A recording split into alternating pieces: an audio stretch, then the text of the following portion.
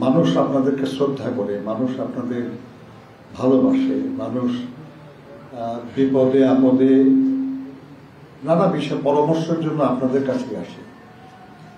কাজে আপনারা এই দেশের জনমত গঠনে একটা খুব গুরুত্বপূর্ণ ভূমিকা পালন করে থাকেন।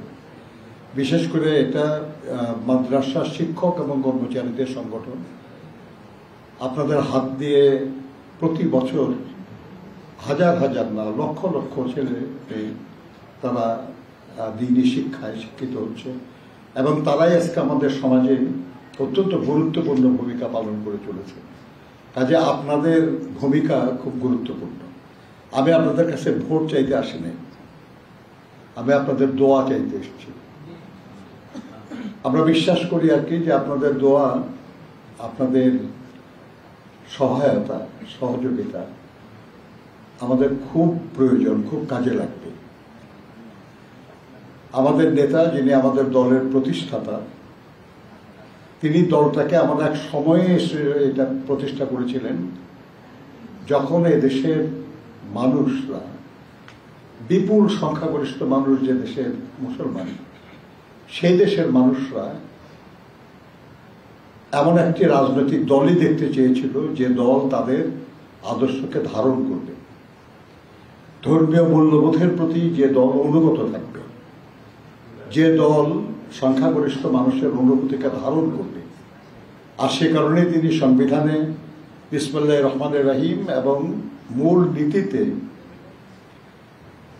মহান আল্লাহর প্রতি বিশ্বাস এবং আস্থার কথা বলেছেন। কাজেই আমরা তারই কর্মী।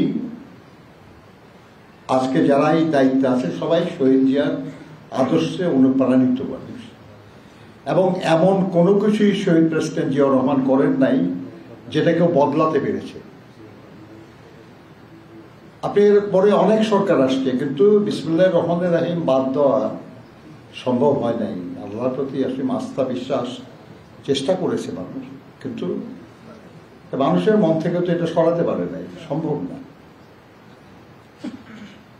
আমি আপনাদের কাছে শুধু একটা বিনীত অনুরোধ রাখবো যে আপনারা যেভাবে চিন্তা করছেন সেটা সঠিক চিন্তা। রাজনৈতিক বিশ্বাস তো ব্যক্তিগতভাবে যে কোনো কিছু থাকতে পারে। এমনকি জামাতুল মুদাররিসিন যারা করেন তাদের মধ্যে কেউ কোনো ভিন্ন মত পোষণ করতেই পারে রাজনৈতিকভাবে, এটা ব্যক্তিমত। কিন্তু কোনো দলের প্রভাব এমনভাবে চাপানো ঠিক না যেটাতে মনে হয় যেন দখল করা হয়েছে, যেটা আপনারা বলেছেন। এটা তো জবরদস্তি, সেটা কৌশলেই হোক আর বাস্তবেই হোক। আমরা এটার বিরোধী। আমরা মনে করি যে আল্লাহর মেহেরবানি যদি আমাদের উপর আল্লাহ দায়িত্ব অর্পণ করেন, আমরা চেষ্টা করব যে কোনো প্রতিষ্ঠানে যেন কোনো ধরনের জবরদস্তি না হয়। সবাই যেন যার যার ইচ্ছা অনুযায়ী যা অনুশীলন করতে চান সেটা করতে পারেন। কাজেই একটা গণতান্ত্রিক দেশে এটাই স্বাভাবিক। আপনি কাউকে যেমন বলতে পারেন না আর কি যে তুমি এটা করতে পারবে না, আবার এটা করবে, এটা করতে বাধ্যও করা যায় না।